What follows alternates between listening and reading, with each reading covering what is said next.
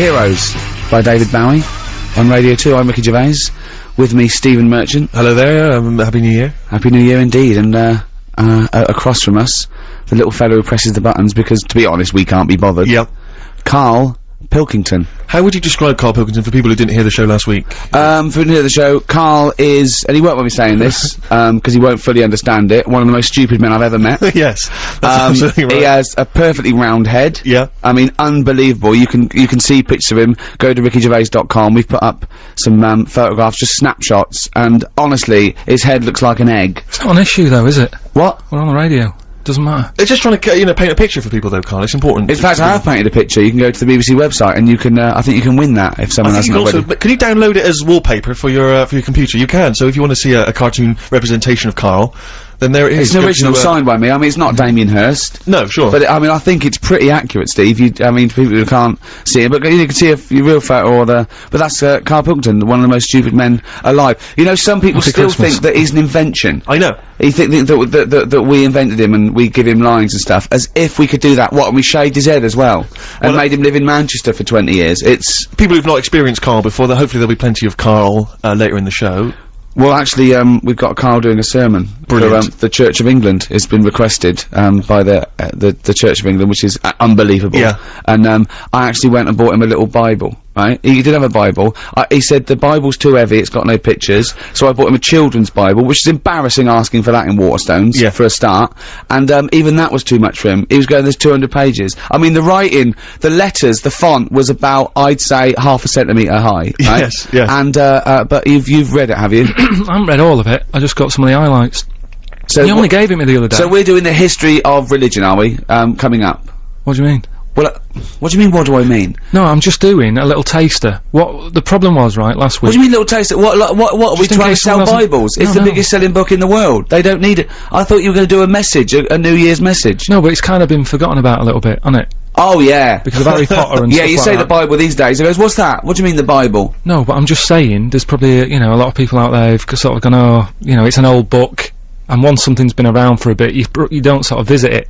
It's like, so this isn't Harry Potter we're talking about. This is the Bible. Yeah, I know, but... It's still very popular, Carl. But this film's out. Do you know what I mean? There's films that have been and gone, and it's like, oh, no one's talking about it anymore, I won't bother. So you're giving the Church of England a little bit of boost. Yeah, why not? Yeah, it's Christmas. Excellent, that coming up. Well, last week, like I just asked, last week, on the show, we were, talking about the gift that you'd arranged to, for your girlfriend. How long have you been going out with her again? I think it's about 11 years. 11 years, your life partner, he got a gift when he left his old job of a camera. He didn't even unwrap it, he just passed it on straight away, like, passed the parcel to his girlfriend. We were giving him some stick. Everyone, about 90% of people phoning and saying, you are a skinflint, it's awful. How did it go down? She loved it. Did you tell her? Did she love it? Yeah, I think she likes it, okay. Yeah. I mean, she didn't really have a go on it. I was playing about with it on Christmas Day. Sure. Brilliant. Showing her how to use it and that, and said, you know, she's paid for a holiday for us to go away. I said, take it on that, use it. She's loving it. Did you tell her before you gave it to her that you'd got it as a leaving gift for your previous job? Yeah, just before. I mean, I wasn't going to, but because of last Saturday, you sort of put a bit of pressure on and stuff, and I went off and bought her a watch. Nice. Good. I thought a little extra. One of those ones with a little calculator on? From a Texaco? No, it's alright. It's like a little square Art Deco, the fella said it was. It is nice, I've seen it. Oh, yeah, no, so and how did you tell her when you came in with the big news? What about the that camera? you hadn't bought the gift? I just I said, oh, you said you wanted a camera, didn't you? And here's one I got from work. Anyway, here's another one. Right. So I just sort of told her, but moved on quick. Brilliant. And also, you gave us the devastating news last week that just before Christmas, your mum's Budgie died. How was Christmas in your household? Was it? Little bit down. Little bit down, you know, with any death, it's always sad, isn't it, no matter what it is. Yeah. Yeah. Particularly Budgie. Well, I mean, how long she had it? Probably lasted about 8 years or something, which is pretty good, isn't it, for a Budgie? Right. Yeah, I think so. Came unexpected. He wasn't ill. Right. And, I spoke to her the other day and I said, you know, how's it going? Because on Christmas Day she was down. Yeah. Been calling her up every day. And I spoke to her the other day and said, you know, how are things? And she said, well, the other bird that's in the cage, she's got some sort of parrot that's in the same cage as it. Right. It's been a bit down. Sure. It's missing its mate. So what she did, she kept a few feathers from the Budgie that died, right? She got a rock, a couple of sandwich fasteners, stuck the feathers on the rock. The other bird's happy now. Wow. Now I know that your mother explains everything. And if you ever die, we just get a tennis ball, stick it on the end of a broom, she'll be happy.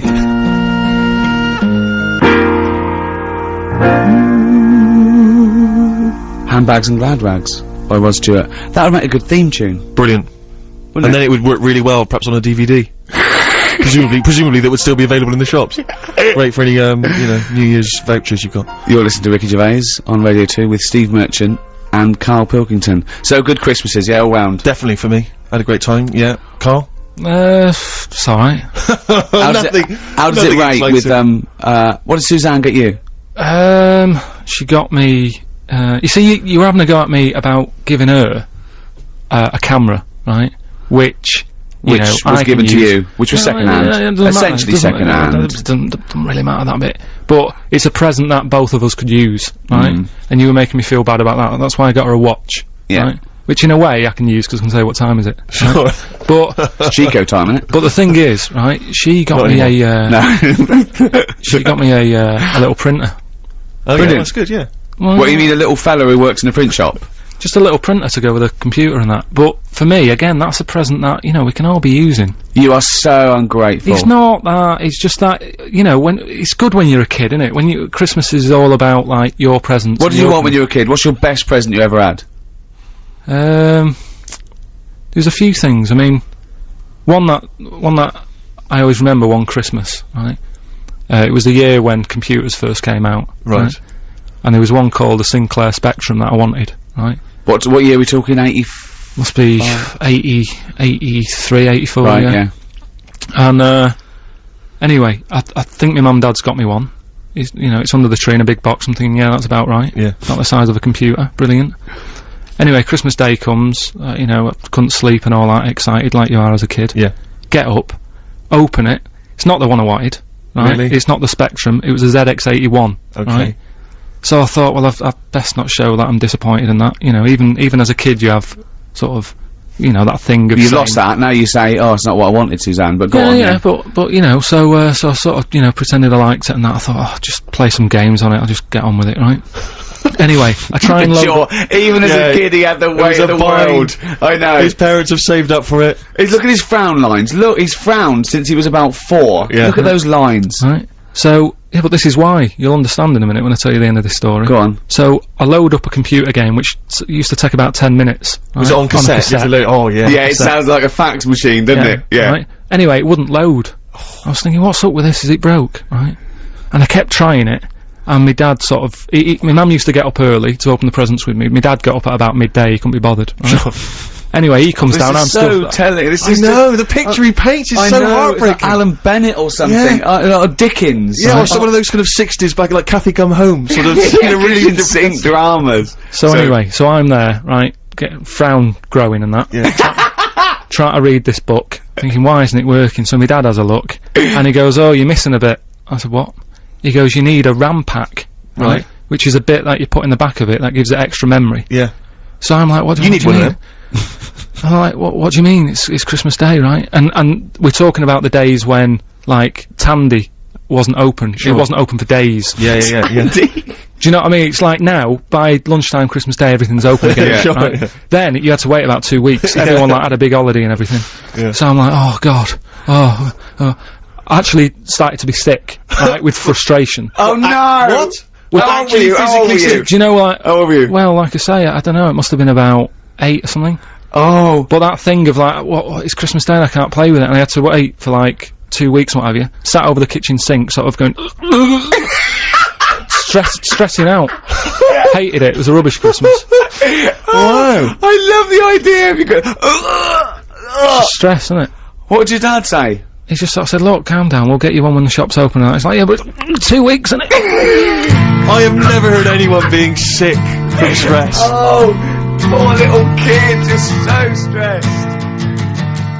Before the trail, we heard Feeder on Radio 2. Steve Merchant here with Ricky Gervais, Carl Pilkington. We were talking before that about rotten gifts, and particularly gifts that Carl's received in the past. We're just actually thinking now, because we've got to give away this, we haven't got to give away, but we're generously giving away a Eurythmics Platinum Disc. So if you're a Eurythmics fan, or indeed if you're not, but perhaps you know someone who is, and maybe you got some rotten gifts for Christmas, then you can get in touch with us, let us know what the worst gift is that either you received this year, or maybe even in the past, you know, something that really you just was terrible. Maybe you, like Carl, had the poker face when you received it, you politely opened the box, but inside you were dying. But you can get in touch with us, 882921, we've got the email gervais@bbc.co.uk, or you can phone us, 0500 288 291. The worst gift ever will receive the Eurythmics Platinum Disc. Well, talking of gifts, I got my girlfriend a few gifts, a trip to Paris and a few little bits and pieces, and one of which was a trip to the theatre. Nice. A thing we'd walked past before and we'd wanted to look really great. The Woman in Black, which is on at the Fortune Theatre in Covent Garden. I bought a 4 ticket so, you know, we could, she could take some people. She chose to take, Carl and Suzanne. Well, of course, now I think it's a scary play, isn't it? It's a spooky play. It's a scary thing. So it's you thought about instantly ghosts. Carl's the man. Absolutely. And wasn't it great, wasn't it? And the theatre was so lovely, and the production is so lush, and it's genuinely really it's been going for 17 years. They really honed it, and and it was great watching Carl. At one point, we were in a box, which I'll tell you about in a minute. Nightmare. And I just pointed to show Carl that this face was appearing, right? But as I was pointing, he didn't see me pointing, my finger came into his peripheral vision, and he went, "Oh!" And I laughed for about 5 minutes, because he just saw a finger come in. I wasn't even trying to wind him up in that, 'cause that was such a bonus for me, and I nearly died. But the reason we were in a box, I went there and I said, "Oh, can I get a box?" And they said, "Oh, the boxes are a little bit small and cramped." I went, "Okay." So okay, we'll give you some really good seats. So we got some nice seats downstairs. And do people go to the theatre these days to clear their throat? Yeah. And their nose? Yeah. Because I was surrounded by people going, which I find absolutely disgusting. That even annoyed me doing it, and I apologise to people at home listening. And coughing and eating sweets, chatting about things, right? And I was getting a bad neck. You know what I'm like? Kind of thing. I just wanted it to be silent, right? So, in the interval, I said, I went up to the manager, and I said, "Oh, can we wear the box?" And they went, "Oh, yeah, fine, yeah." It was free, they didn't sell it. So we went up there, and they let us go in one. The first one, we had to go past some people in the interval, treading past, sorry. I'm a celebrity, I get a box. That's exactly. So they probably think, oh, they've given it to him for a special treatment. I was gonna buy it, it's no extra money, but they just didn't sell it, because it was, you know. Another reason to hate you. Yeah, exactly, but we went in there was only 3 chairs, so I went, this was the other box has got 4 chairs. Carl went, "I'm not going out there again." Right, so we said, "I'll sit on the floor." Imagine him sitting on the floor. Were you sat on the floor with your little head peeking over the edge of the box? No, this is it. So I went, "Oh, let's go." We went out, he was so embarrassed. Of course, everyone's going, "Oh, look." Walking past people again, went in the box. Everyone's looking at the box now. Right? And Carl was horrified. Carl was trying to hide, but it was to be honest, I mean, the idea of a box is you get a better view, but I didn't, because I was like, I have to sit right at the back. I might as well have been, like, near the fire exit. I just was like, I don't want to be sitting No, that's not the idea of boxes to get a better view. I think it's from days where it was how you were meant to be seen. The boxes face each other, right? And you're meant to see who's in the other box. It was very a socialite type thing. The boxes are probably the worst view in the theatre. That's why some theatres don't actually sell them. But I'll tell you what, I'd rather have to lean forward and see something than be surrounded by people chewing and sniffing. It wasn't that bad though, Steve. That's the thing. You know what he's like. I mean, anything that's meant to be like a nice relaxing night out, whether it's going for a nice quiet meal, suddenly turns into this, like, nightmare. Well, I won't go to public places with Ricky, because there's always something that'll annoy him, and then he won't take it out on them, he'll take it out on you. We gotta leave, it's too smoky, it's too noisy, it's not noisy enough. There's music, there's not music, it's an absolute nightmare. Well, people annoy me, that's stressful. So I mean, just the other day, right, I went out for something to eat. Nice, quiet, you know, Italian place. I walk in, there's about 6 people in there, having a nice, quiet meal, you know, quiet. I thought, that's good, he's not gonna complain about the noise and that. Sit down, I have some arrabbiata, which is nice and that. Alright. Anyway, he starts sort of normal chat, saying how he'd like to put my head in a vice.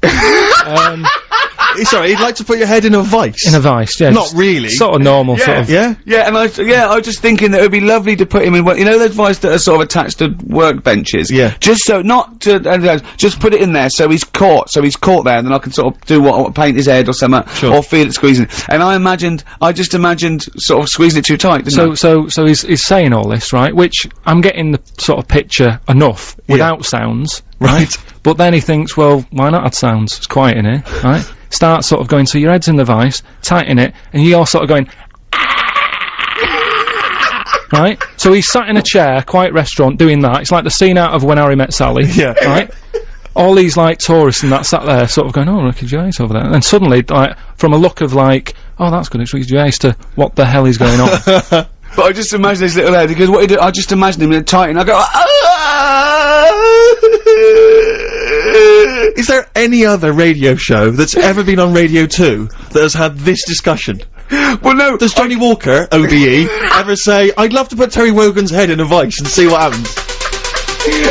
Oh, dear.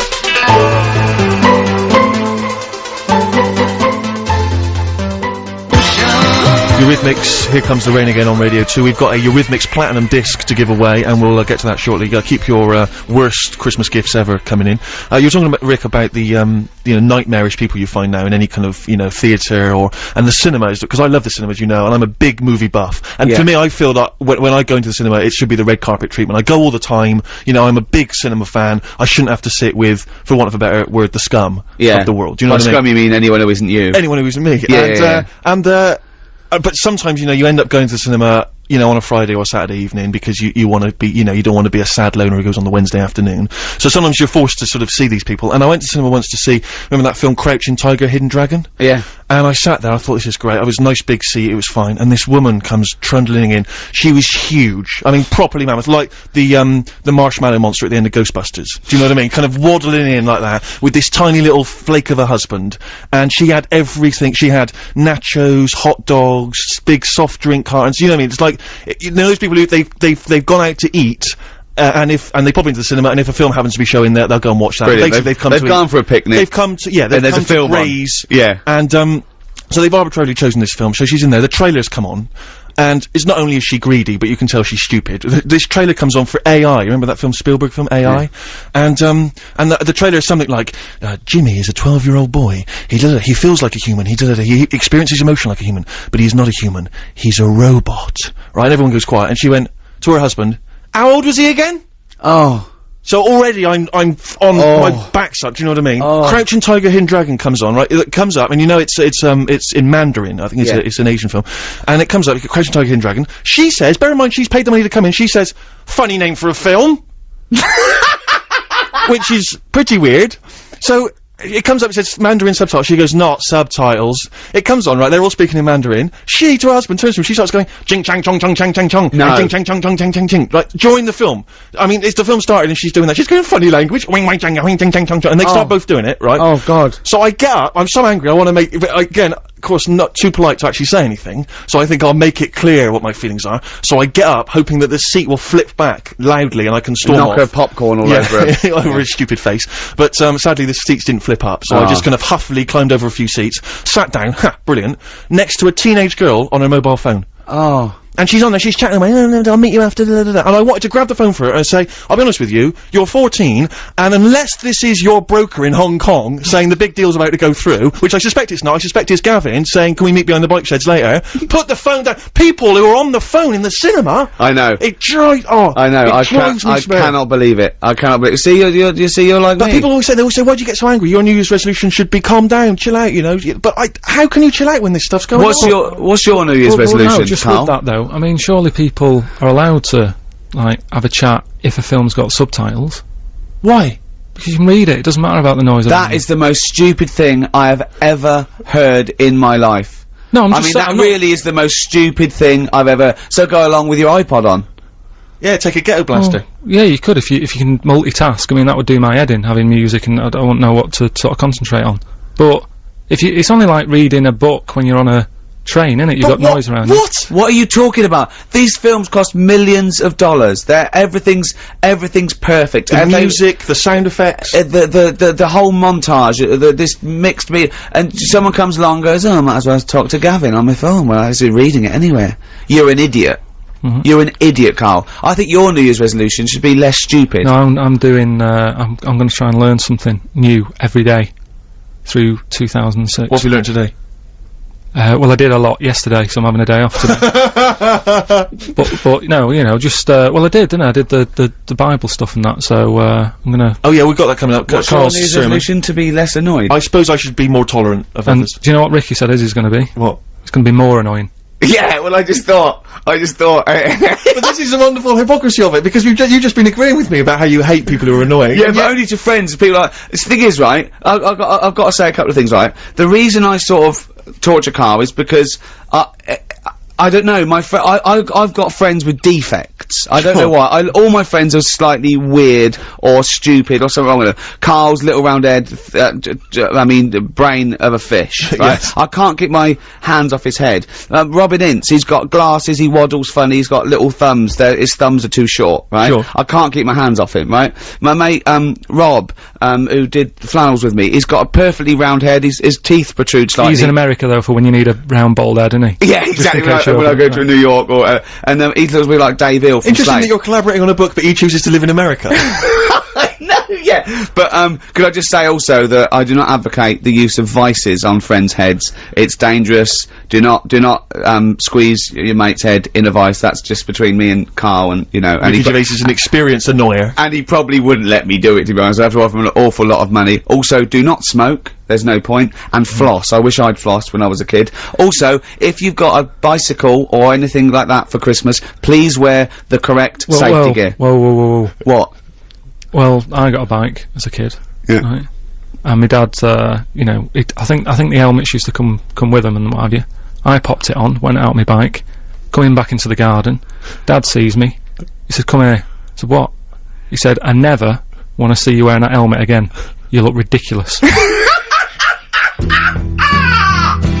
Oh, wow. He'd rather take the risk. No one looks good in them though, do they? Yes, they do. Wear the helmet.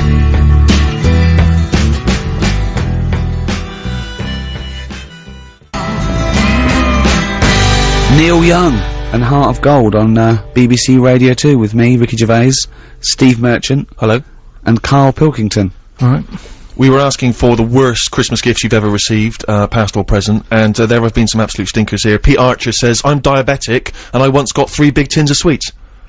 I mean, that's just rubbing it in. Cheska says, "I once got a Christmas tree from my brother on Christmas Day."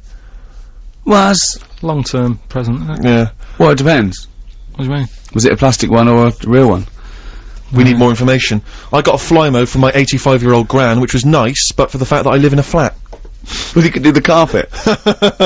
There's one here, it says, Sid from Leeds, he says, "I once received a PlayStation 2, which I really wanted. I didn't open it for a few hours while we had lunch, and I was looking forward to playing the game, a bit like you with your ZX Spectrum. Yeah. I opened up the box, and much to everyone else's enjoyment, there was 2 oranges and a pair of socks." That's cruel. But that's like, I mean, that's what kind of a family's that? I mean, in Carl's case, he actually forgot to buy the Or, Harvest Festival, the vicar's got a PlayStation 2. yeah. It's just the wrong label, isn't it? Yeah, he couldn't believe his luck. Coming up, actually, talking of vicars, a lot of vicars listening, apparently. I don't know how many that is. I don't know how many there are. But, Carl's gonna do a sermon. You remember, last week, he insulted vicars, saying they only work 1 day a week. He made a vicar swear. Yeah. Who said, maybe if I, give up my 1 day a week, I can become a DJ and do bugger all week. You made a vicar swear. Yeah, but I didn't mean to. I just No, Gillian Oliver's phoned in, and she's the press officer for the Church of England, and invited Carl to do a sermon. We've risen to the challenge. Carl's going to do a bit of a sermon. We just say that's when we've picked on. We're open to all religions here. Yeah. Maybe in the future, Carl can do a sermon for another denomination. I don't know. You know. Well, it just depends though how sort of thick the book is. Right. So you want a religion with a smaller book? Just a smaller book, and I just say I view all religions equally, Yep. because I'm an atheist. So I truly do view all religious beliefs equally. But, you know, just because I don't believe in it, a lot of people do, and Carl is gonna basically sum up the Bible. That's what we're doing today, Should we play a record and then come back with the first part of Carl's sermon? I mean, honestly can't wait. I feel like squeezing his head during this record. Do it, mate. Okay. Can we get advice?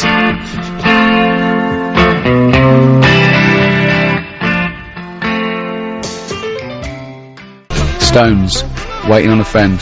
Great track. Amazing tune. So, Carl, you've studied the Bible over the last couple of days, Well, and you're going to give us basically the Bible abridged. Is that right? Just condensed. just that, you know, it's that time of the year when religion. Well, let's save it. Let's do a sermon. Everyone settle down at home. Turn the radio up. This is Reverend Carl Pilkington with the history of the Bible. All right, thank you very much. Right, well, thanks for coming. Starting off, you know, I mean, I started off at the beginning of the book. What have you? The Bible, we'll call it for the sake of argument. Right. There's quite a bit missing. It doesn't say about how sort of God was already about, so it doesn't go right back to the beginning. Right. Okay. God's already knocking about and that. Yep. Anyway, he made the world, right? He did all that, right? Yeah. He sorted out sort of sun for in the day and that, so everything's light and you can see yourself about. Right. He did the stars and the moon for at night, right? I was thinking about that. If I was him, I probably would have just let it be day all the time rather than having two systems. We're not criticising. No, I'm not Okay. having a go. I'm just saying. I mean, it's easy now, isn't it, in hindsight, to sort of say, do you know what? It's easy to really criticise him, but he was working. He sort of loosened the top. You just got it off. Yeah, sure. Yeah, he did a lot of the work. Yeah, cheers. No, I'm just saying though, like they mess about with the clocks and that because of farmers getting up in the dark and that. If it was day all the time, less crime and that. I'm just saying it might have been worth an idea. He missed a trick there, is what you're saying. But he moves in mysterious ways, so you don't know why he's done that. He might be thinking something that your small brain can't really. Fair enough. I'm not having a go. Like I say, I'm just reading it and thinking about it. That's what it's all about, innit? Yeah, Education, get yourself Absolutely, thinking. yeah, go on. Anyway, so he did all that. He made the sun and that, and then he said, "Oh, make some creatures and stuff." He made a load of birds, loads of different birds, creatures, animals, and that. Because with the world being so big, it's like if you buy a big house, you need more furniture, don't you? Right. So he made this, and he was like, "Oh, God, what am I going to fill it with?" So this is why he did all these. Right. That's animals. not actually in the Bible. You speculated there on the mind of God. Well, I'm sort of just treating it like it's his big house, Right. isn't it? Okay. So, and he's filling it, he's making it look nice, different birds and what have you. Right? It's just my opinion. Like It's making it sound like the Playboy Mansion. Yeah. So anyway, right, so he does all that, and he thinks, right, I'll make a little man and a woman, Sure. who we all know as, like, Adam and Eve. Yeah. Everyone knows their names, but at no point is their surname mentioned. Right?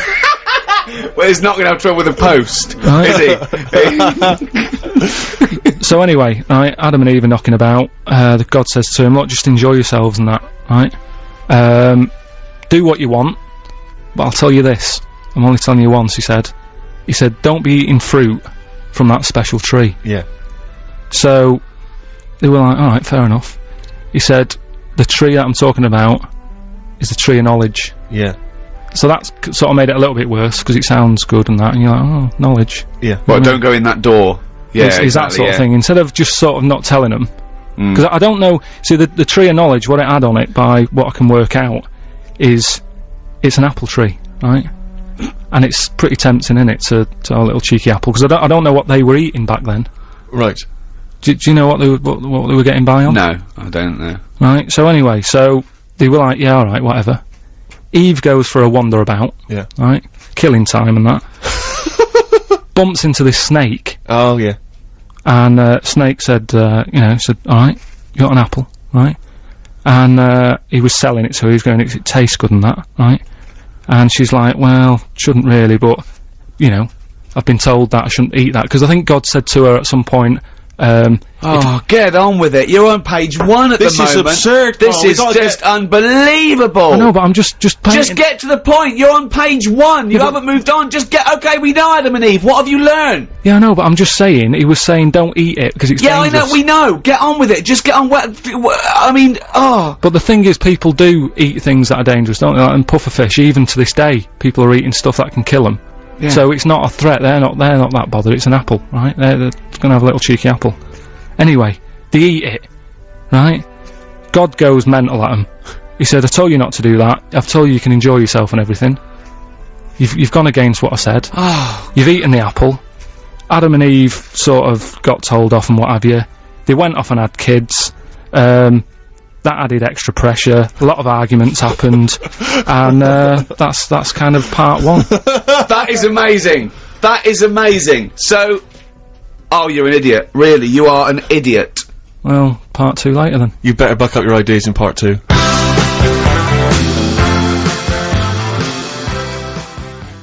On 88 to 91 FM, this is Radio 2 from the BBC.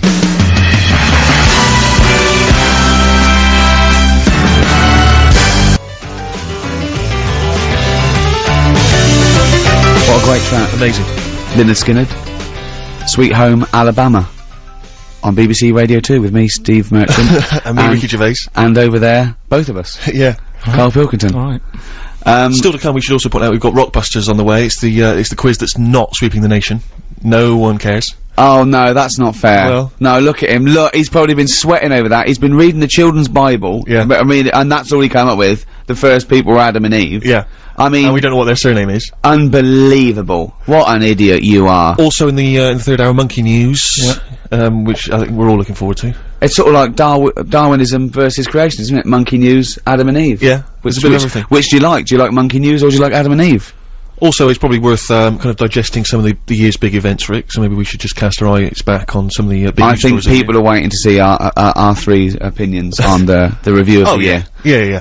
I should just give away this Eurythmics platinum disc that we offered up in the first hour, and we were asking for the worst Christmas gifts you've ever received, and I want to give it to this guy because well, it's not like, you know, I'm sure it's fine, but it's just something about it which really amused me. It's from Toby in London.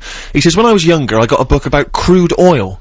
I'd never expressed an interest in oil, and certainly not crude oil. But what I love is the parents, is thinking of that gift. They were shopping, they were going, what oil is it that Toby likes? Yeah. I don't even, does he like It's olive oil, probably, I don't know. No, he thinks olive oil sissy. What's that one he loves the spouting out the ground one? Crude oil? Get him the book on crude oil, Mary.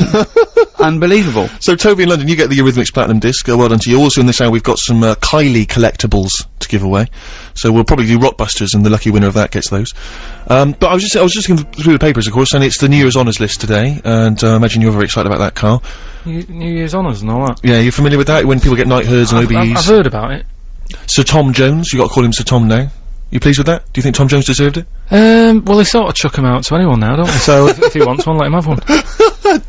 Well, it's just, I mean, the way I saw it was, like, you know, the Queen used to give them out to people who, you know, did like big things like killing dragons and all that. Yeah, that was a while ago, but yeah. Now it's, you know, from dragon killers to sort of Joe Pasquale.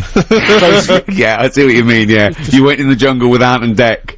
Is an OBE. Some people actually send, famously, some rock stars and big names, they sometimes give their awards back, or they refuse to accept the knighthood. If it was offered to you, Rick, would you accept it, your OBE, or your... See, like, I don't know, because, one, I know it's sort of like not a cool thing, and I don't know if you should align yourself with that sort of thing, or whatever, and whether you're a monarchist or not, which I'm sort of indifferent, really. But I would feel rude.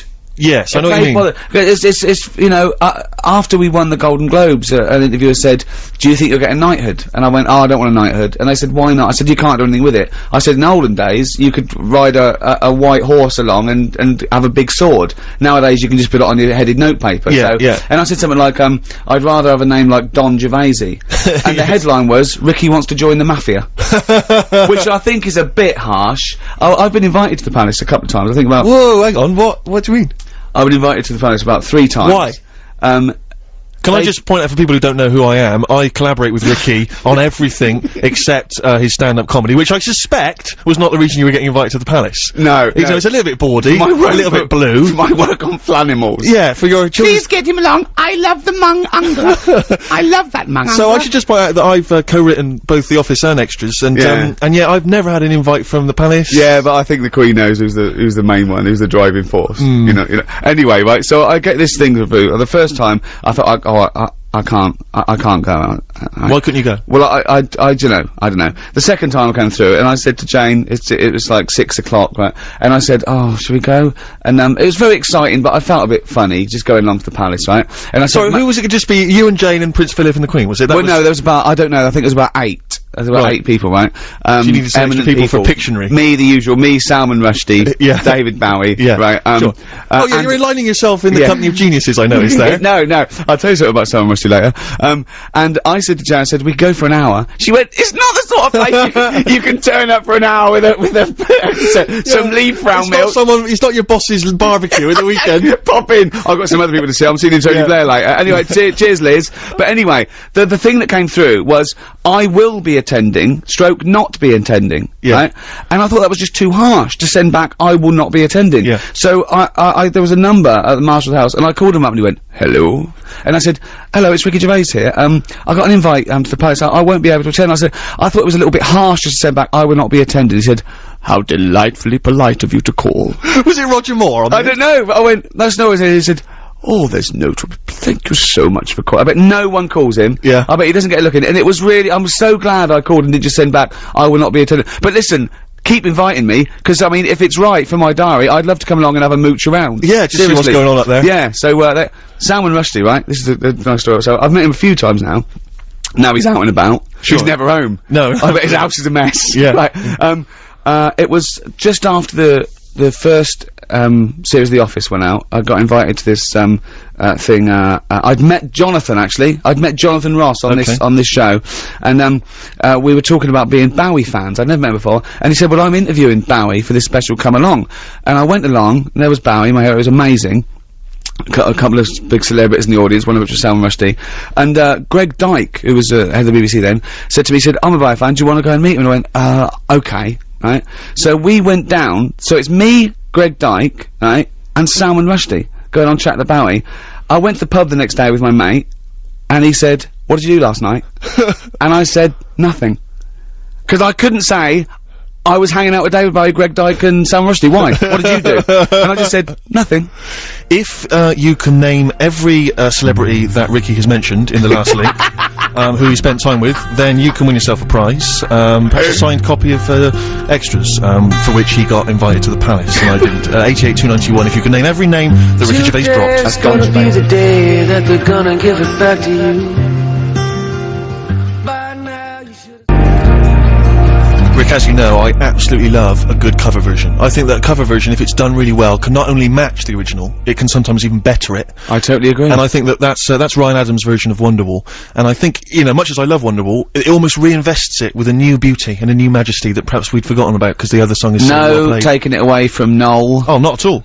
But it's almost kind of reinvented it. It's beautiful, absolutely beautiful. Great song anyway, isn't it? That's what's weird, really, because you've done that, and that's kind of what I've done with Rockbusters. Right. I've taken something. Well, you've taken Blockbusters and changed one word. Sort of made it better. No, not really, because those are real clues that work. Yours are the ramblings of a madman. He doesn't really understand what the word cryptic means. A little bit It's stronger. more, this should be called What Am I Thinking? Well, what am I thinking? We should just introduce the idea of Rockbusters to people who didn't hear it last week. Now, I'm trying to think of some classic ones. Do you remember there was now what was it? The Jamaican fella spinning spinning a fish round his head. That was De Trout Spinners. De And he Trout tried Spinners. to make it sound, I mean, it doesn't work. You have to speak in a Jamaican accent and say the way they say Trout Spinners. Well, they wouldn't say Trout, they'd say Detroit. Trout Spinners. So it doesn't work there. So that's the stupid Wetney Houston. Yeah. No one called Wetney Houston. Yeah. So you need to basically crawl inside Carl's head and figure out what's going on in there if you want to win these. We've got some Kylie collectibles for Rockbusters. the good thing about crawling into Carl's head is there is a lot of room. There's plenty of room. It's It's very much like when God created the Earth. You can just fill it up with anything. Yeah. Birds.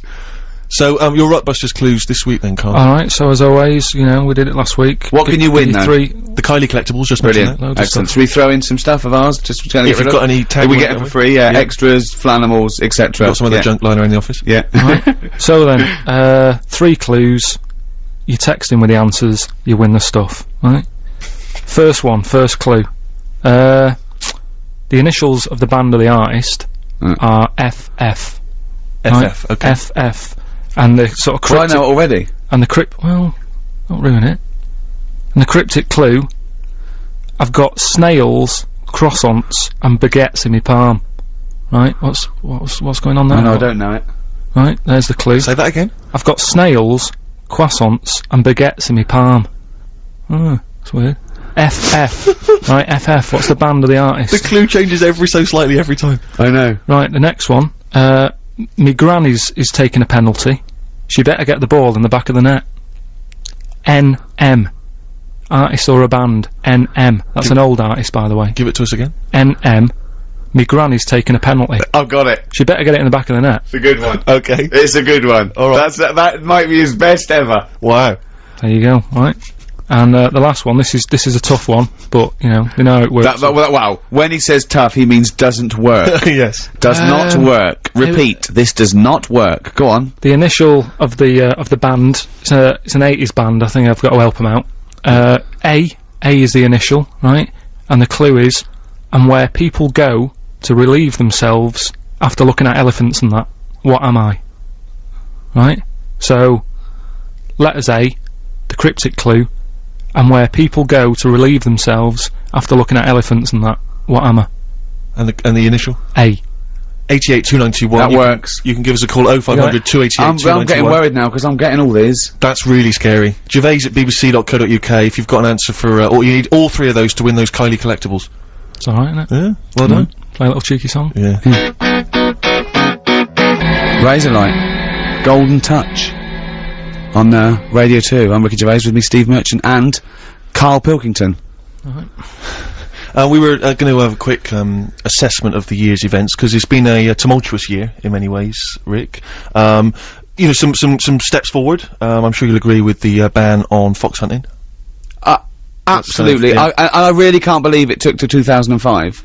And then people moaning, we can't go and hunt fox. Oh, why not? You can't go and have a fox ripped to pieces. Oh, what do you want to do instead? I never understood it, because it was people getting up in arms, and it's a sport for them. It's a game, so it's like you can't play Yahtzee anymore. You've got to play Guess Who. Well, alright. And all this rubbish about, you know, it's what foxes do. Oh, is it? Oh, but why do you like it? You wouldn't want a robot fox, because you want to see blood. My brother-in-law was doing this job, he's a driver, and he went to this sort of really posh school, and he was talking to someone there, they're into fox hunting and stuff, and he said, I don't agree with, just chatting to us, I don't agree with fox hunting. They went, oh, why, are you a vegetarian? He went, no, I eat meat. They went, you eat meat, but you don't agree with hunting? He went, why, do you eat fox? Yeah. Fair I point. mean, it's such a ridiculous argument. Are you pleased with that ban, Carl? What sort of? I don't think, you know, we should sort of any animal, should we? I totally agree. And sort of, you know, respect their place and that. I mean, I went on holiday once, right? Went into the sea, right?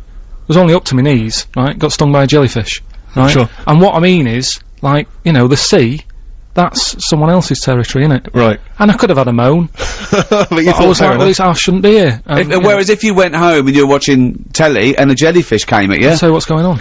you would, wouldn't you? You would say what's going on, wouldn't you? Yeah. You definitely would. If a jellyfish came out from behind your telly and clamped onto your face, you'd go, Suzanne, what's going on? What's the jellyfish doing? I don't go into the sea. But it's like when they, that bloke that climbed into a polar bear cage and got eaten, and there was a thing about have the polar bear put down. No, don't have the polar bear put down. You took him from the ice caps, popped him in a zoo, right? That's his house now. He didn't want to be there. Right? And then someone climbed in.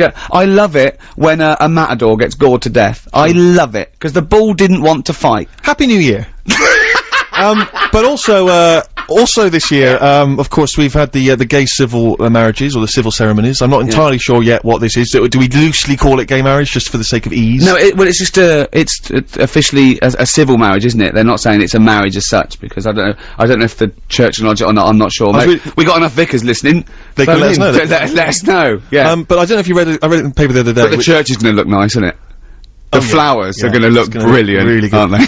But I don't know if you read the other day that I was pleased to read that John Inman, Mr. Humphreys from Are You Being Served, has just been involved in his civil ceremony with his long-term partner. Whoa. John Inman's gay. Yeah, no, I know. It's stunning, isn't it? I know, unbelievable. I do like it when one of those sort of people that are so obviously gay, they come out after like years, like Elton John comes out and goes, actually, I've got some news. Sit down.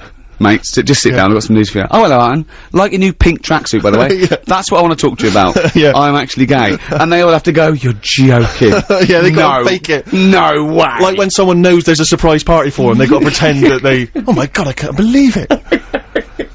But, yeah, so what we've had, it is a year of disasters, which is, it does seem worse this year. I don't, maybe I'm hitting that age where I think there was it was nicer before, but it was a year of disasters, it's wasn't been it? terrible. Well, we've had obviously Hurricane Katrina and the tsunami and the earthquake and things, and it's obviously been terrible, and we don't want you to be flippant about that, but the only time I was praying for a natural disaster of biblical proportions was when I was watching Celebrity Love Island. and it never happened, sadly. And some of the dregs of humanity on that show, I mean, I don't know if you saw it, but Paul Danan is a joy, because he's a mental case, and I'd say that, I don't know if that's libelous, but, I mean, if anyone's seen the show... What did you say? I said he was a mental case. Yeah, it's pretty libelous, I think, I think he could sue you there. Okay, well, I'll take that back. But, Take that back, but he's not a mental case. But he is, I think... I mean, let's face it, before you, say anyone is stupid or a mental case, do the old binary sort. Are they madder and thicker than Carl? If not, I think you know... that means I can never accuse anyone of being stupid. But I love it. He was talking about Lady Isabella Harvey, and he went, I love Lady Isabella Harvey, because, the thing is, like, she don't like books, and I don't like books. Brilliant, they got something in common then. The idea that something in common is something that they don't do together. I love the idea that people like us would sit around just praying for a big wind. Just a big wind. And the only big wind was from Rebecca Lewis.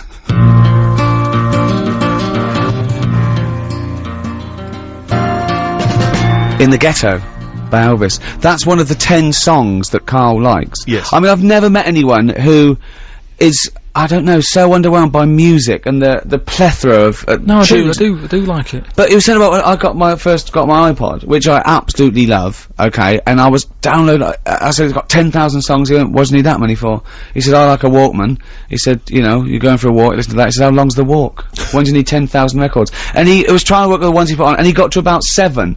And what do you like? You only like songs with a story. Mainly, a song that, you know, when you pop it on, you go, right, I'm gonna listen to this for however long it is, and you've got to check it all out. You can't just turn it off and fade it off, because you've got to hear how the story ends. But how many times can you hear the same story? I mean, it's a great tune, but it's not because it's a story, it's because the lyrical content, apart from the story aspect, and the beautiful tune, and the way he sings, and the production. No, it's not about that. Otherwise you just go, bloke, he's born on the wrong side of the tracks, tries to nick a car, gets shot.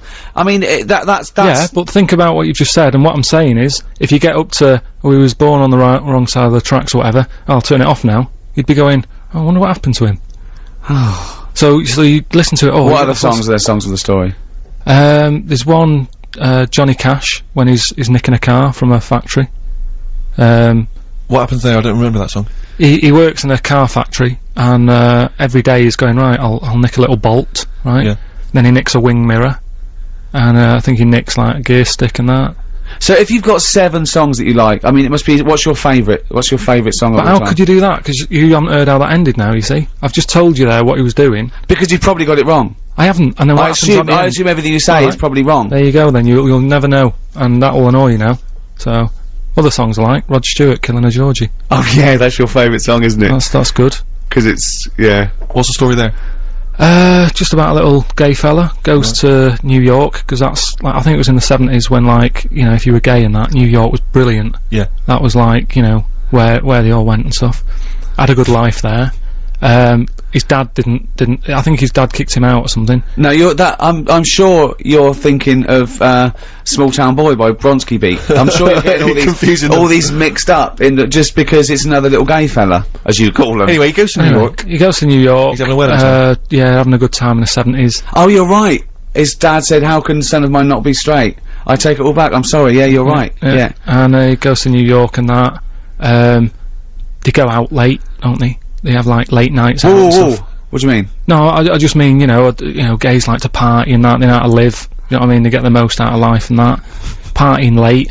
He was on his way home. I'm sorry, that's such a general everyone goes out late and parties. What do you mean they like to go out late? No, it's just if you go in Soho in London, right, at like 5 in the morning, you think it was like rush hour. But you assume anyone who takes a bit of pride in their appearance is gay.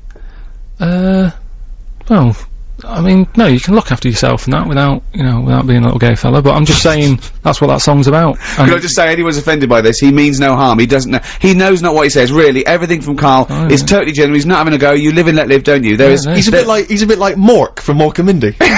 Yeah, hasn't got a prejudicial bone in his body, but go on then. Yeah, so, and then because he was out late, he was walking back and sort of, it's a bit of a sad ending, he gets attacked and that. But it's a good song if you want a song with a story. Rod Stewart, Killing a Georgie. Brilliant. Right. So, Well, I'm thinking maybe we should get people to just text in, just a few people, if they've got any songs they can recommend to Carl. We may be getting played to him. Pinball Wizard. Pinball Wizard, love. That was a good one. That's about blind fella. Right. Deaf, dumb and blind kid. Oh yeah, deaf, dumb and blind, right? But he loves pinball. I don't know if he knows what he's playing. No, it's just that he's a pinball wizard, but you know, if he's deaf, dumb and blind, does he know what game he's playing? Sure. Does he even bother putting money in it? Well, no, forget it. If you're gonna...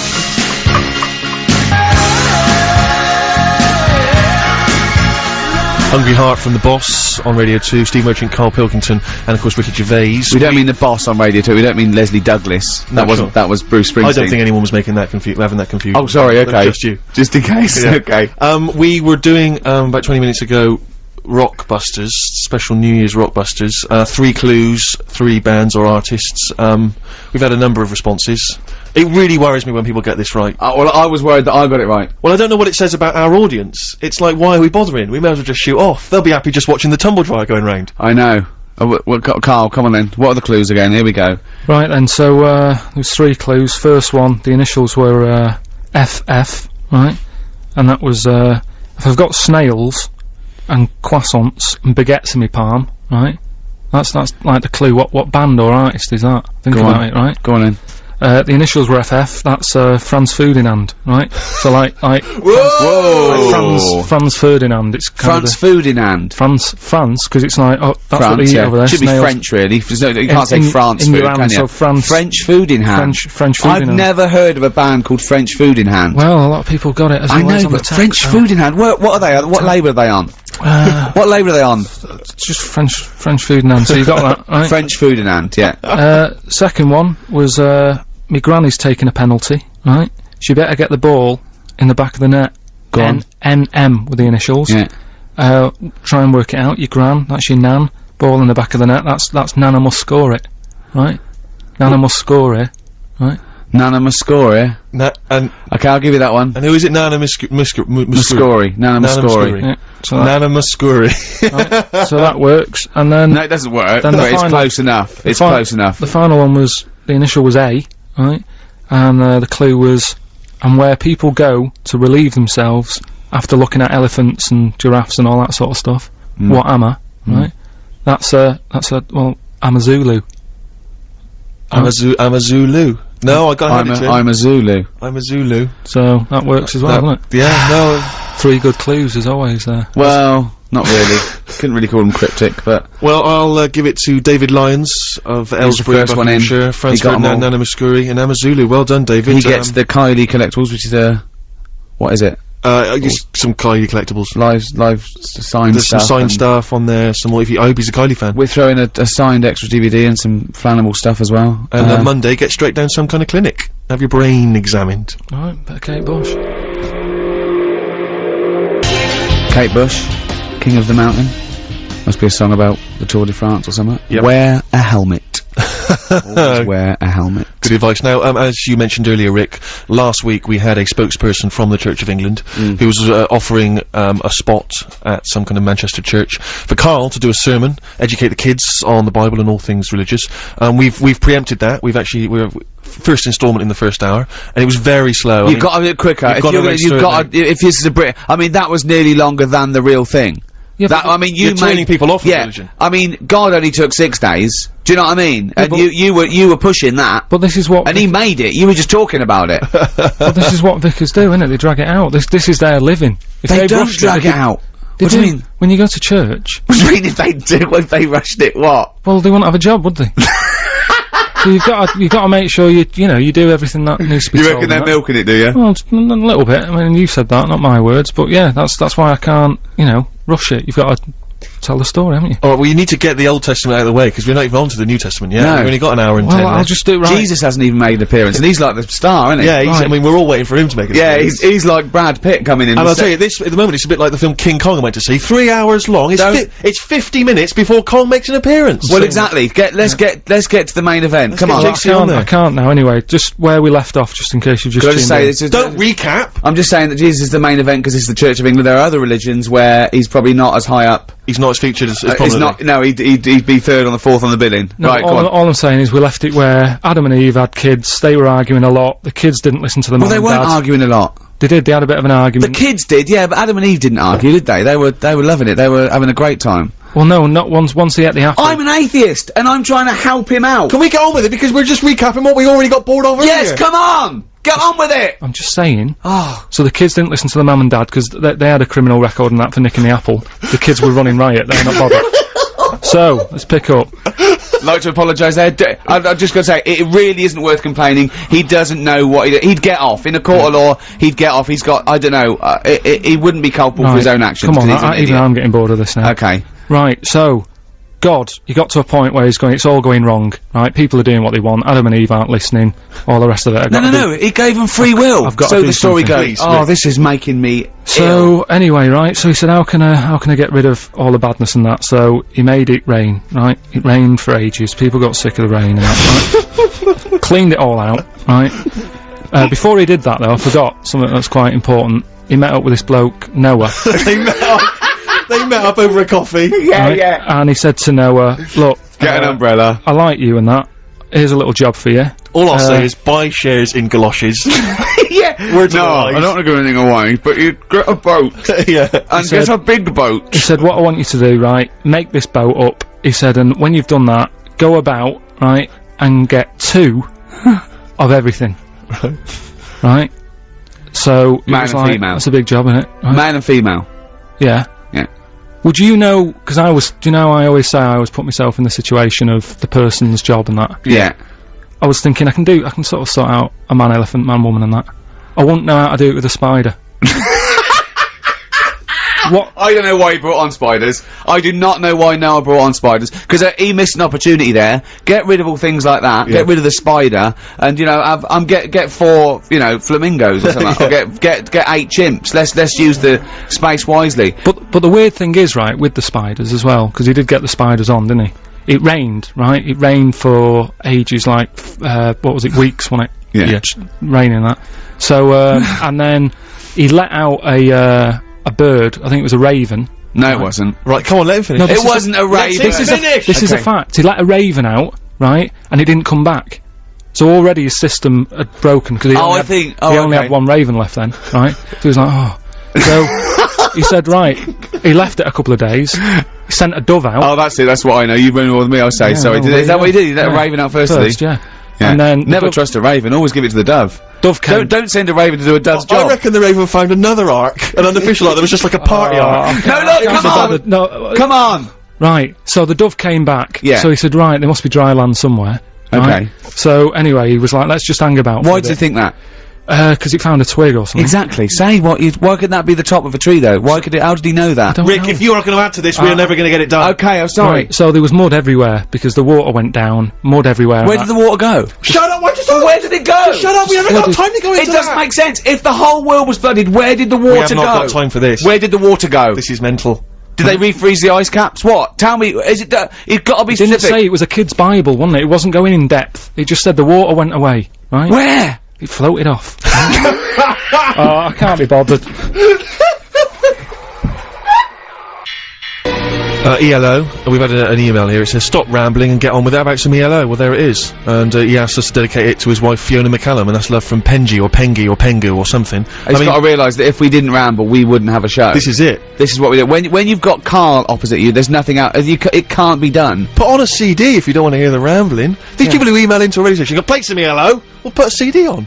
You must have the greatest hits of ELO. If you want to hear it so much, why are you phoning up a radio Well, station? I think it's more the dedication. You know, he just wants to tell his Yeah, wife. but, you know, So do it on a better show. what than this? Yeah, there's Yeah. gotta be any. In the second hour, we've got more stuff to give. Third hour, my goodness me, we've already got through the second hour. We got more stuff to give away. We got what else we got? We got monkey news. Oh, Look forward to monkeys! That's what the nation's waiting for. But, plus, Carl, we got more of your, biblical, retelling? French food, you know. On 88 to 91 FM, this is Radio 2 from the BBC.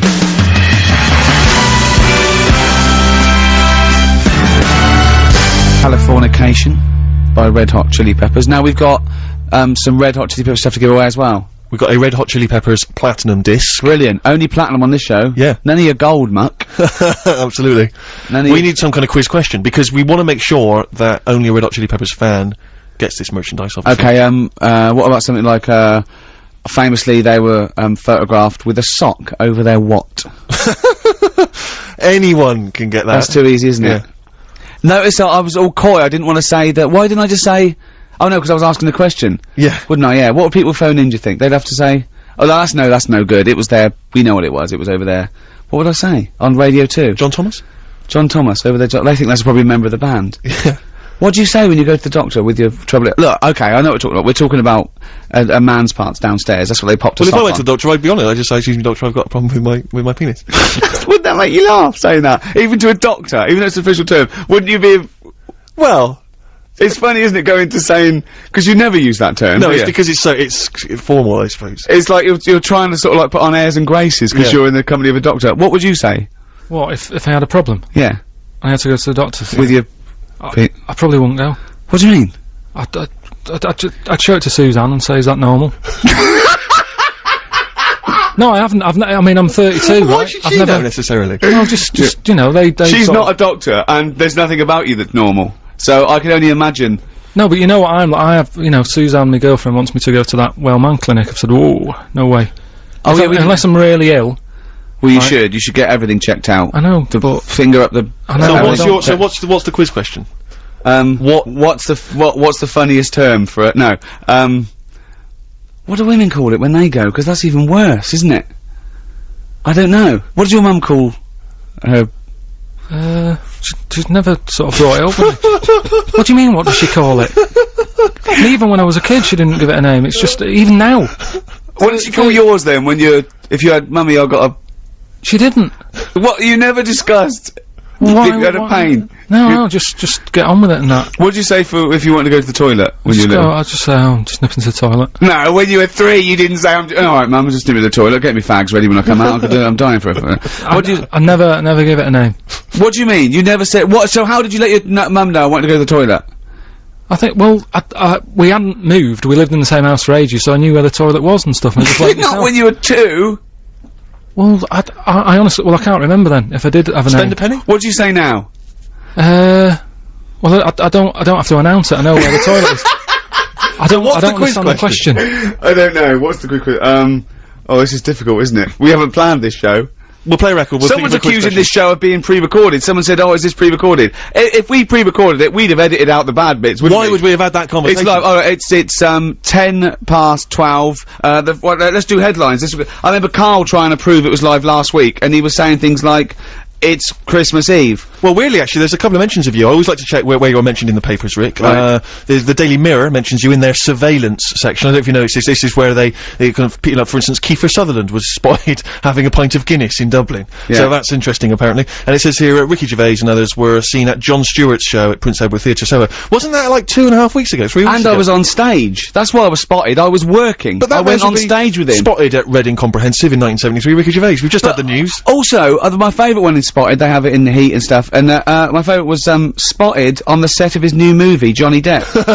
I mean, he's pretty much going to be there. That doesn't count, surely. That's the same as Train Spotting. Oh, I saw the 2:30 from Crew. Where was it? Crew. Yeah. What time was it? 2:30. There's a surprise. Well, I was also looking through The Sun, and you can, again, if you want to prove that we're live, you can check this out in today's copy of The Sun. Flipping through, and, there's a picture of you, Rick, and it says at the top, comics, they're as funny as cancer.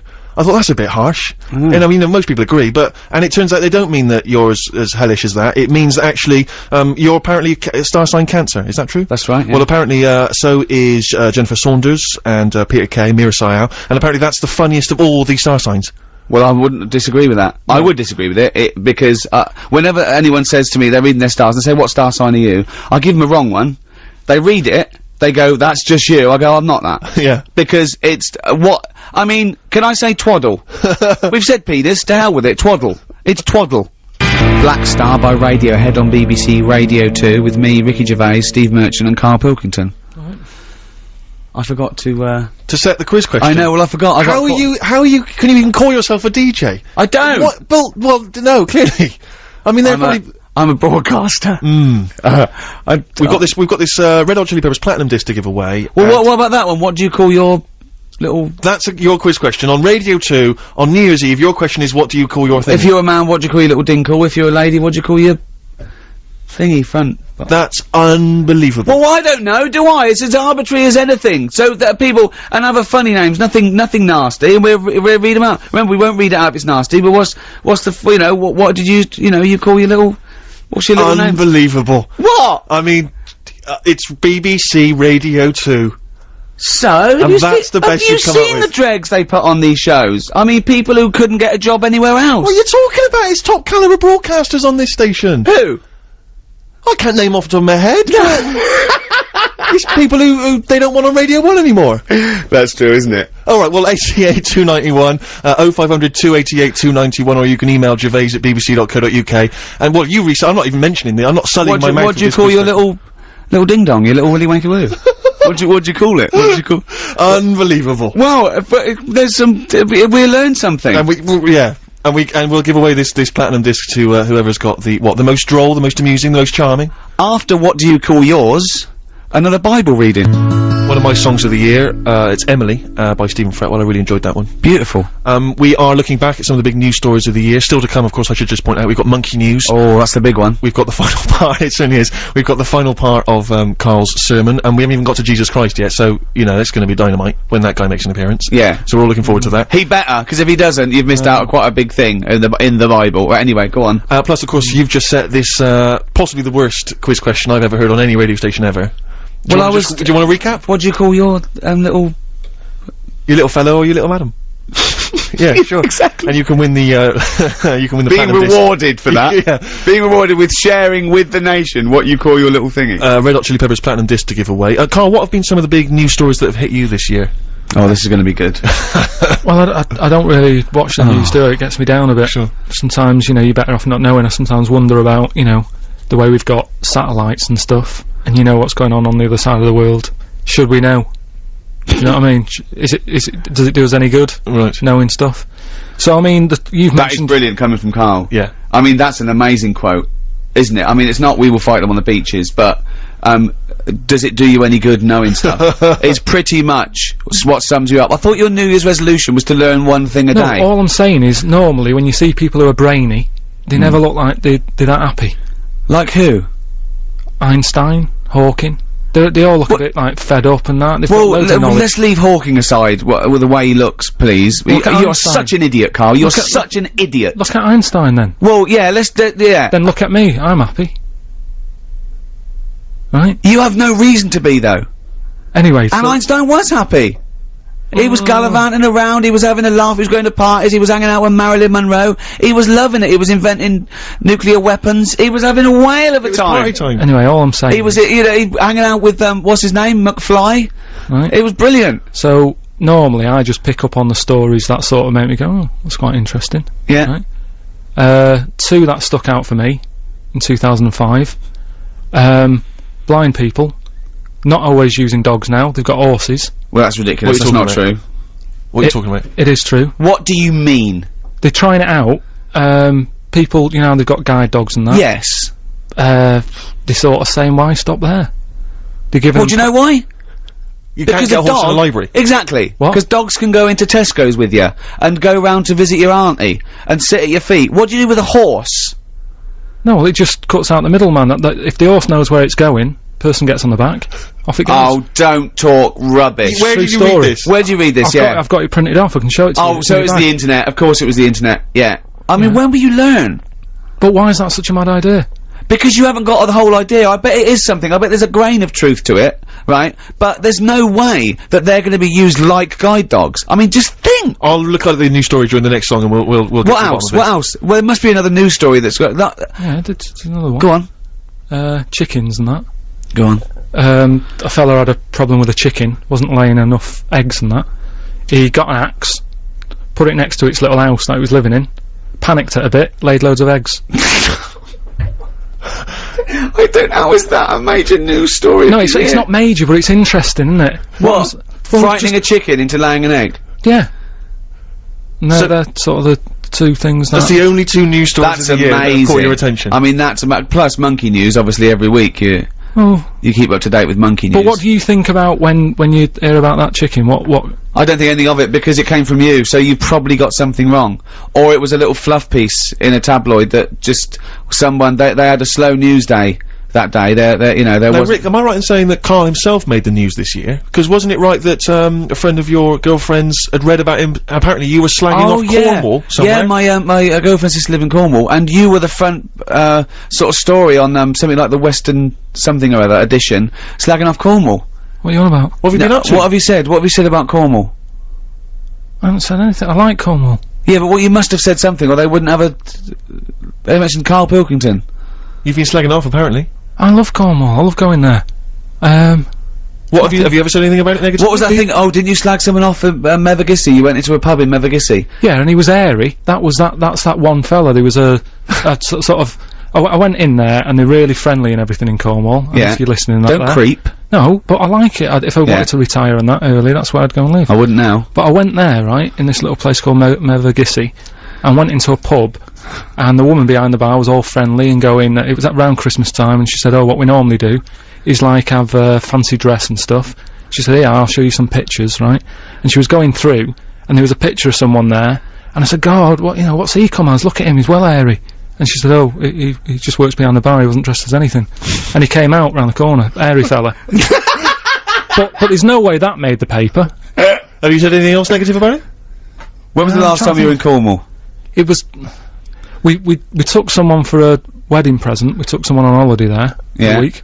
There was a fella on the beach who, he worked in one of them huts, you know how they sell deck chairs and stuff. Oh, yeah. And I think that's a pretty nice job, especially in the summer, innit? The sun's out, you sat there, all you've got to do is talk to people, say, what do you want, 2 deck chairs, there you go, no problem, see you later. But this fella, right, I went in there, got the chairs, took them back, he was being really moody. He said, so you got a lot of sand on them. I said, well, there's loads of it out there. It's not a surprise that it's stuck on, and he had a bit of a moan at me. And I don't know if I've ever mentioned that sort of. Well, maybe openly. he recognised you. But that isn't a diss. That's one person, isn't it? If you're from Cornwall and you've got any reason to But there's dislike not many Carl, people live in Cornwall. It's a very small community. I mean, no wonder they don't want to be part of us, with people like you slagging them off. I love Cornwall. Got So nothing do I. against I think Cornwall's beautiful. You're an idiot. Uh-huh. Don't. Anyone in Cornwall, do not judge the rest of the nation by Carl Pilkington. It's not fair. I sometimes wonder imagine if he's the one that archaeologists dig up in a million years' time, and find some of his notes, and they measure the head and everything, and then some of the ramblings that he did. Do you know or what if I an mean? alien comes down, it would just be him that they'd bump into. That would be just our luck, wouldn't I it? tell you what, though, talking of like education and that, I know I'm sort of not the brightest bloke knocking about and that, right? But I treat myself the other day to a new mobile, right? And going through it, getting used to how to send text and all that. And you know the predictive text? Yeah. So if you send a text, you type it in, and that sort of guesses what you're going to write out, right? And it's new, so it doesn't really know me yet, right? And I was sending a text to someone to say something like, I ain't got a clue or something, right? Wrote ain't, right? A-I-N-T. Looked up at the screen to make sure that he'd written it right. That had written up biotechnology. What? That had predicted that I was going to use the word biotechnology. I am never going to use that word. Ever. What? I ain't got a clue? No, ain't. A-I-N-T. Yeah. I wrote that, just A-I-N-T on the phone. Looked up. I love the fact that you've got a cleverer phone than you.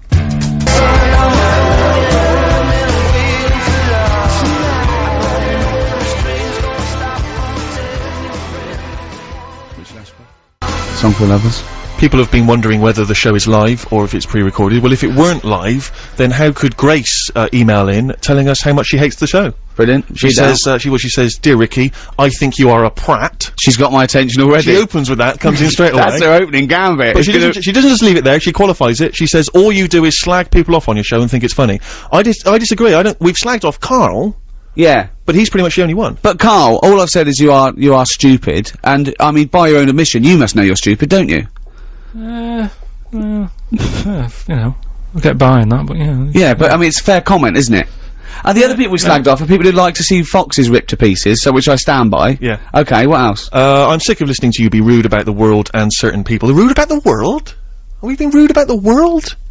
Well, anyway, I have to turn off the radio. I'm surprised anyone listens to you. Please try growing up. Oh, she missed her dedication. Yeah. Oh, that's a shame. What annoys me with Grace is that, Nothing annoys me about Grace. Careful, what are you doing? all I say is I think she's, no, I'm saying she's, And I'm saying, Rick, she should have criticised us for the obvious problems. We're incompetent. We're not very good not at all. entertaining. We Yeah. drone on too much. Yeah, but we We're don't not slag off the amusing. world. Well, We we love the don't slag off world. the world. We love the world and Carl. In fact, the thing is about the world and Carl is that he's the same shape as the world, and that's why I like him, because that's all you need there, little round... I can't help but think the pot calling the kettle black there, Rick. What?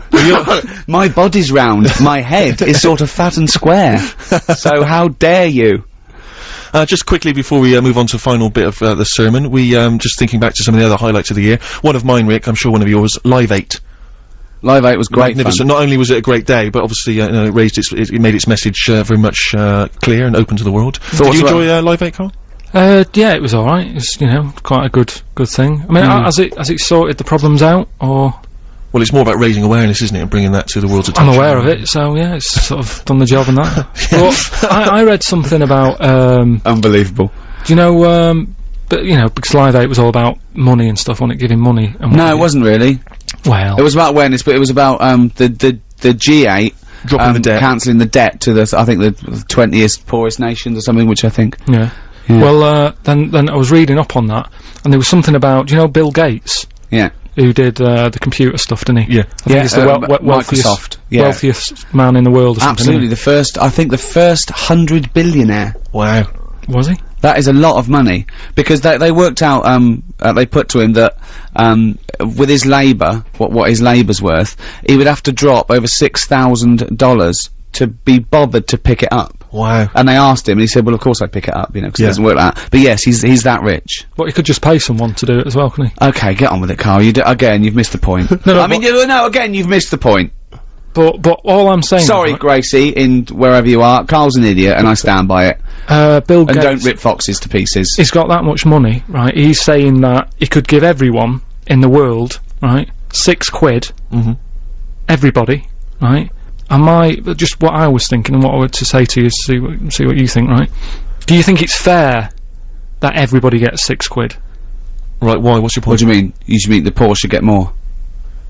Well, no, not really. What I mean is, say like if you live in Africa, right? Yeah. You can get a lot more for say £1 there than you can in London. So what I'm saying is, rather than £6 each, Yeah. maybe give people in London a tenner each. In Africa or whatever, give them about £3, £3.50. So you're saying, give the poorest people less, so they can get as much for their money in their Argos. Yeah, basically. You're saying, if you were to redistribute wealth, you'd give the poor people slightly less than the rich people because they've got a higher standard of living. Gracie, once again, can I come back to you on this? Do you know now why I call him a dick? Oh, you know what I like about Gracie? She told the truth and she put her name. It's Grace, actually. She put her name down. Some people, I mean, just say you're a prat and they believe They you. just shout at you across the street. Hey, fat man! You're not funny! Yeah, but you know, I mean, I rest my case. Carl, you're an idiot. Alright. Robert Post and a song called Got None, one of my favourites of the year. It's almost the end of this. Radio 2, Ricky Gervais, Steve Merchant, Carl Pilkington. It's been a pleasure doing these two specials. If we're invited again, keep your emails coming. Not Grace. Keep your emails to yourself. No, everyone's entitled to their opinion. Please send them in, and we learnt something, haven't we, Carl? No, he hasn't. Well, okay, good. It was a long shot. Yeah. It was, you know what I mean? Chances were slim. Yeah, I know. But we've been doing a sermon because, we've got a lot of vicars listening for some reason. And think of that. We're hardly their pin-up, are we? You know what I mean? The vicar's going, I must listen to that show. It's so cool. And there was a thing in the, I think the Mirror this week about, vicars are now, podcasting. They're, doing their sermon, as a podcast and download it for busy people who can't get to church all the time. And they're the chart of the what's the #1 podcast in the world? Well, I think it's Ricky Gervais' podcast. Yeah, it is. It is. #1 in the world. Yes, it is. But So that's why we're doing this. In fact, you should do a full version of this and put it on. Yeah, let's do it. Forget For that. people who can't, because this is valuable, time, and Grace doesn't want to hear it, so just do the final, I suppose, what would you call this? Summing up with the Bible, then we do a longer one. Well, no, it's not sort of summed up. Because, to be honest, after the Noah bit and stuff, I was a bit like, oh, this. Oh, just do it. Just do it. Okay, this is the final. This is the final episode of the Bible. Well, the greatest story ever told. No, no, but it's not the final chapter. This is just another bit in it that I thought I can relate to. Get to the end. You couldn't even read a children's Bible. They had to go to Waterstones and ask 2 people for, and they put it in a brown paper bag. It was 200 and odd pages and that. Oh. So the one that I picked up on, right, that I could relate to. Okay. Do you know Samson and Delilah? Yeah, of course. Do you know what happened in that? Yes. Right, well, just in case you haven't heard the story of Samson and Delilah, what it is, I think God had a word with, some bloke, I can't remember his name, I think it's Manoah or something his name was. Right. He said, listen, I'm still having problems, Adam and Eve let me down. He didn't say that, by the way. Anyone listening, at no point has God ever said, Adam and Eve let me down. No, Anyway. and then he had a word with Noah, he did the boat thing, so he said, I can't ask for 2 favours, right? Sure. So he asked this other bloke, Manoah. He was happy with Noah, though, was he? Yeah, he let him go on, though. It's like jury service, once you've done it, you're left alone for a bit, aren't you? So anyway, He didn't bother getting the fish on the boat, did he? I don't know. They were happy, weren't they? Surely. But anyway, although was it salt water everywhere? Why didn't the freshwater fish die out? Rick, I'm just gonna stop you there because we've still got to get Monkey News in before 1 o'clock. So please. he had a word with this fella, and he said, look, what I'm gonna do, you're gonna have a kid soon. It's gonna be a little boy, right? When he grows up, he's gonna sort out my problems. So it was like a long-term plan that he had sorted, right? So anyway, they have the kid, right? They're happy. They've got a little baby boy. They go, right, what we'll do to show our respect to God, we'll never cut his hair, right? Because he'll like that, right? We're still in the Old Testament, aren't we? I don't think Jesus is gonna make an appearance. So they called him Samson, Yep. right? And he grew up, right? Never cut his hair. Yep. His hair made him strong, right? He was going about, he was helping people out, he was stopping wars and that because he was so strong. His hair made him strong and that, apparently. Yeah. Anyway, nobody knew that. Nobody knew it was his hair that did the job. So this is right so far, isn't it? I don't know the ins and outs. So anyway, what happened is, women are loving him all of a sudden. He's got nice long hair and that, he looks the part, he's stopping problems. Women are going, he's a good fella, isn't he, this Samson bloke? Like Stringfellow. Anyway. That's the power of pulling, is in Stringfellow's hair. Yeah. That's why he never cuts it. Exactly. Whatever the decade, Peter Stringfellow never cuts his hair, because that's where the power lies. Anyway, he didn't realise he had this power until one day, he got up, right, did his hair and that, went out, a lion jumped out. Oh. He killed it with his hands, with his bare hands. Wow. Right? So again, Noah was a bit annoyed, because that's one of the ones that he saved. But anyway, right, so he goes, I can't believe this power I've got, right? I'm gonna, like, sort out the world's Didn't the problems. lion have long hair, though, as well? Well, no, well, just what? No, but you're always picking on to be honest, though, that's as far as I got, anyway. So That's it. So if you were interested by those, you can buy the Bible in all good bookshops and read the rest. Is that what you're saying? Or any religious book. Yes, we don't remember we the don't Torah, the discriminate. Quran. I'm an